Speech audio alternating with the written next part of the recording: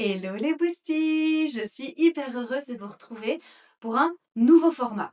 J'en ai parlé dans une de mes vidéos précédentes quand j'ai fait mon bilan et j'ai dit que j'avais envie d'avoir une petite capsule comme ça dans laquelle je peux m'exprimer sur l'entrepreneuriat, sur mon entrepreneuriat, que j'ai appelé dans mon cœur d'entrepreneur et j'ai envie de partager dans un format un peu plus court, je l'espère.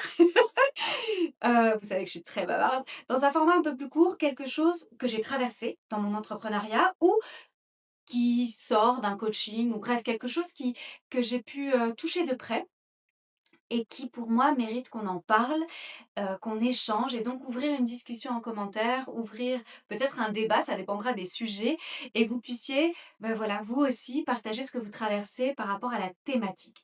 Aujourd'hui, pour commencer ce nouveau format dans mon cœur d'entrepreneur et vous me direz si ça vous plaît et j'avais fait une vidéo notamment sur mon séminaire à Genève, mon premier séminaire entrepreneurial et j'aurais pu l'ajouter dans cette série-là, dans mon cœur d'entrepreneur, pour vous donner un petit peu la tonalité.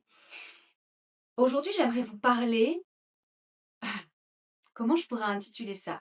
Vous savez cette période où on est sous l'eau? Cette période où de travail qui est tellement intense que le business prend toute la place et en fait on est en train de sombrer. Bah, en fait, je l'ai vécu. Je l'ai vécu et ça s'est super mal passé pour moi. Ça s'est super mal passé.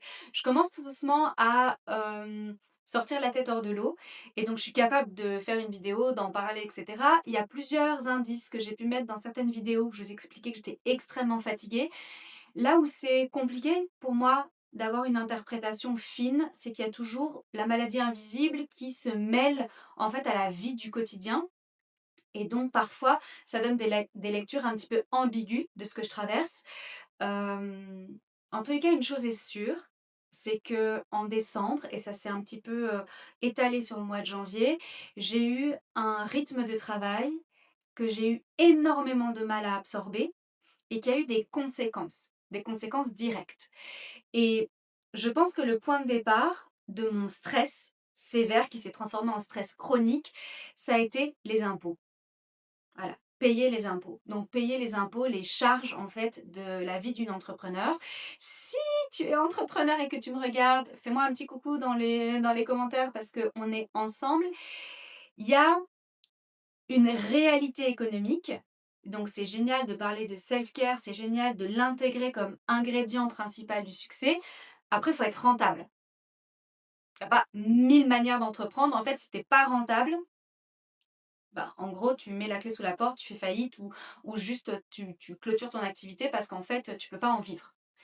Et les charges qui nous incombent sont exorbitantes et donc en fait, quand on facture, faut pas se dire encore une fois que, c'est full dans la poche, hein. Pas du tout, pas du tout, pas du tout, pas du tout.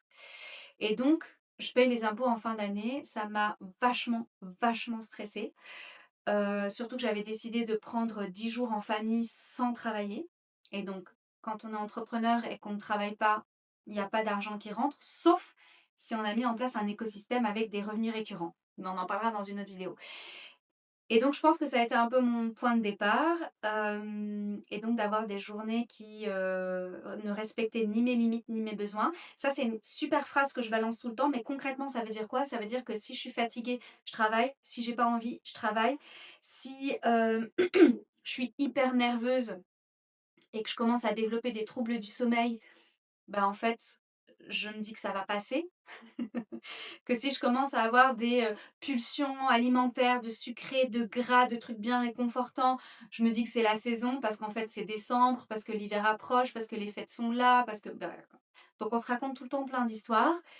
Sauf qu'à un moment donné, bah, en fait, quand on développe des petites crises d'angoisse et ça m'est arrivé, et c'est pas tout à fait géré encore, bah, là peut-être qu'il est temps de tirer sur la sonnette d'alarme et de dire: «Non, il y a un truc qui fonctionne pas du tout» et il y a eu 2 messages que j'ai reçus, de 2 copines business, Julie et Mélia, si vous me regardez, gros big up, qui m'ont fait me dire que c'était intéressant que je fasse cette vidéo. Julie, elle m'a dit parce que je vais vous dire ce que j'ai mis en place du coup pour ralentir tout ça et pour prendre soin de moi.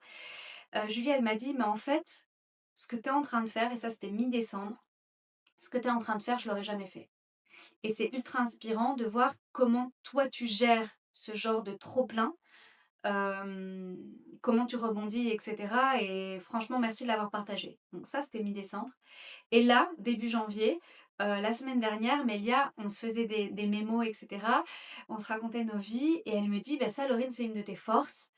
En fait, tu mets vraiment ta santé en priorité, tu t'écoutes et tu agis, en fait, tu adaptes rapidement. Tu redresses la barque hyper rapidement et ça à chaque fois.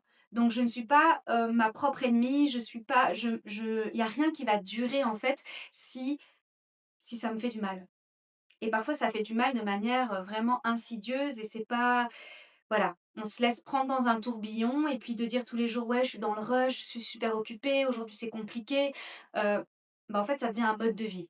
Je ne permets jamais que ça devienne un mode de vie et je mets toujours en place certaines choses. Alors, faut pas tout révolutionner parce que si c'est trop lourd, on se désengage forcément. Mais donc, vraiment, de mettre ma santé physique et mentale en priorité. En décembre, quand j'ai senti que ça commençait à être très compliqué pour moi en termes de stress, j'avais du mal à rester, assise en train de peindre, je prenais même plus le temps de peindre ou alors c'était mécanique.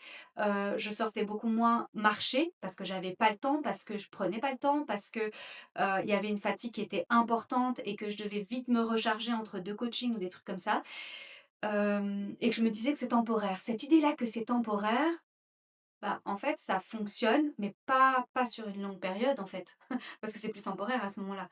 Si le temporaire, c'est ça dure 4 ans, oui, c'est temporaire, mais bon, pas génial non plus, quoi. Hem et donc en fait, ce que j'ai fait, c'est que j'ai pris 2 jours off en semaine. Ça peut paraître rien, ça change tout.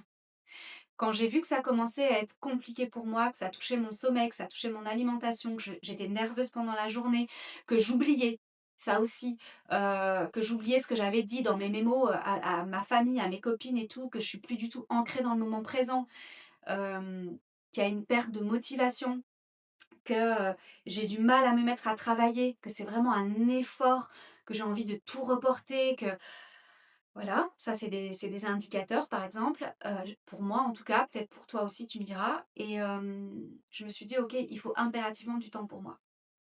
Est-ce que je peux prendre une semaine? À ce moment-là, c'était pas possible. Il faut aussi être réaliste. Par contre, est-ce que je peux bloquer 2 jours en semaine, sans coaching, sans bureau, sans créa, sans rien? Juste du temps pour moi et je l'ai fait. J'ai pris 2 jours, ça veut dire quoi? Ça veut dire moins de chiffre d'affaires. Bah ouais, bah je fais moins rentrer d'argent si je coache pas, OK.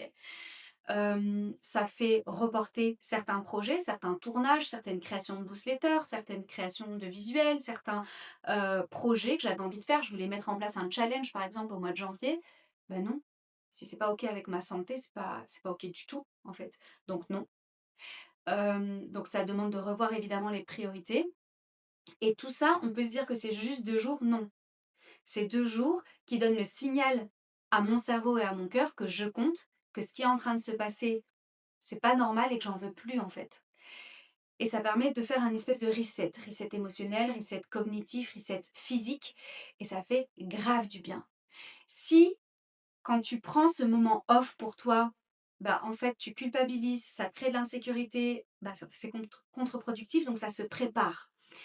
Et quand j'ai décidé de prendre ces 2 jours off, bah, j'ai décidé de le faire la semaine d'après pour que je puisse m'organiser en fait par rapport à mon boulot. Parce qu'en fait, j'ai pas un travail qui me permet, je sais pas qui a un boulot qui lui permet, mais bon, de stopper comme ça, de dire ok, demain je bosse pas. Je sais pas qui. Si vous, vous pouvez, dites-moi, parce que moi, j'ai pas trouvé de recette miracle pour ça. Et, et en fait, je me suis fait masser, je suis allée au ciné, je suis allée chercher de la nourriture que j'adore en takeaway. J'ai glandé, j'ai radassé, comme j'aime dire, devant Netflix. Et est-ce que j'ai socialisé? Je suis même pas sûre. J'ai fait du sport, je suis allée au pilates. Est-ce que j'ai socialisé? Je ne me souviens plus parce que c'était, quand même il y a un mois, et qu'il s'est passé énormément de choses depuis. C'est possible que j'ai vu une de mes sœurs de cœur. C'est tout à fait possible. À mon avis, j'ai dû, clôturer, ma boucle comme ça pour me remplir et me ressourcer au max. Ça m'a fait un bien fou, mais fou. Et ça m'a permis de pouvoir continuer le mois de décembre avec moins de souffrance. Par contre, c'était quand même trop chargé et je le sais et je suis consciente de ce que j'ai à ajuster pour ne plus retomber là-dedans. Et puis ce que j'ai fait ensuite, c'est de me dire: «Bah tiens, il y a du mieux, mais on n'est pas dans quelque chose qui est sain, en fait». J'ai continué à avoir des troubles du sommeil, des petits pics comme ça d'angoisse que j'avais jamais connus de ma vie. Hem, Bah, en fait, je veux pas entreprendre de cette manière-là, je veux pas vivre de cette manière-là.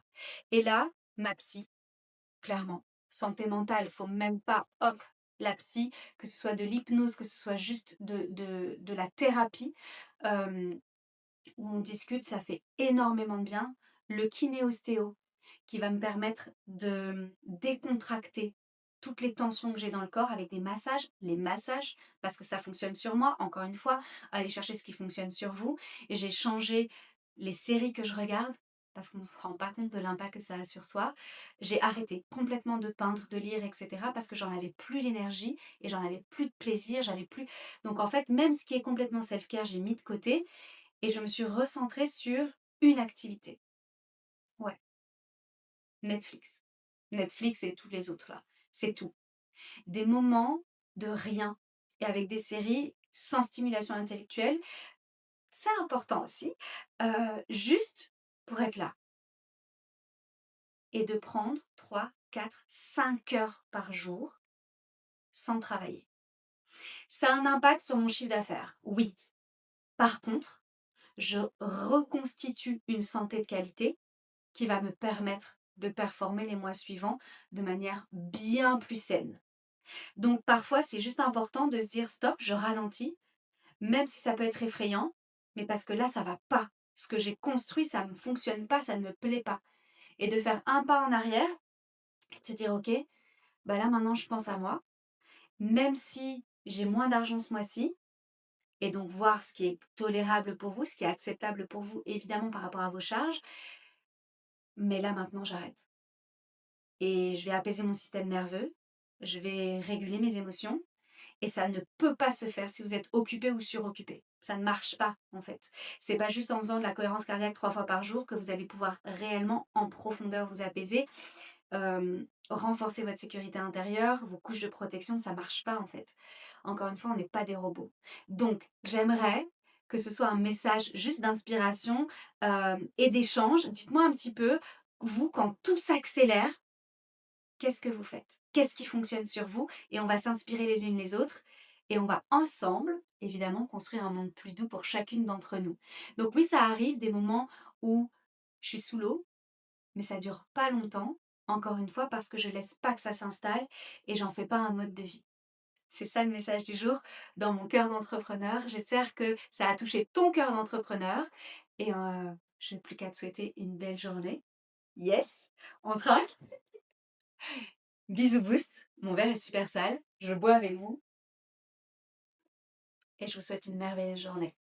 Tchuss.